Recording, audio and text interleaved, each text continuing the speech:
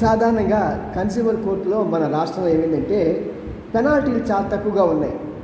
Suppose ఒక builder దగ్గర లేకపోతే ఒక లేఅవుట్ దగ్గర ఎవరైనా ఒక స్థలం కొన్నారనుకోండి. సపోజ్ ఉత్కర్ష ఏజెన్సీ అని చెప్పేసి రియల్ ఎస్టేట్ అని చెప్పి విశాఖపట్నంలో ఉంది. అక్కడ ఎవడైనా సరే ఒక స్థలం కొన్నాడనుకోండి, కొన్న తర్వాత ఆ రేటు పెరిగిపోయింది, ఆ రేటు ఇస్తే కానీ నేను రిజిస్ట్రేషన్ చేయనని వాడు మొదలుపెడతాడు. ఈ క్లయింట్ కన్స్యూమర్ కోర్టుకి వెళ్తాడు. కనీసం ఈ ఉత్కర్ష వాడు ఆ కన్స్యూమర్ కోర్టు కూడా వెళ్ళండి, 2 సంవత్సరాలు 3 సంవత్సరాలు జరుగుతూ ఉంటుంది.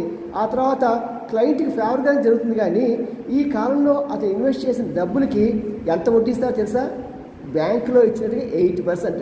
ఈ విషయం తెలిసే ఆ రియల్ ఎస్టేట్ ఉత్కర్ష వాళ్ళు కనీసం దాన్ని కౌంటర్ చేయరు, లాయర్ చేత రిప్రజెంటేషన్ చేయరు. ఈ కన్స్యూమర్ కోర్టుకున్న వీక్నెస్ తెలిసిన ఈ రియల్ ఎస్టేట్ రంగం మొత్తం కూడా దీన్ని చాలా పరిహాసంగా తీసుకుంటున్నది. వినండి చంద్రబాబు గారు.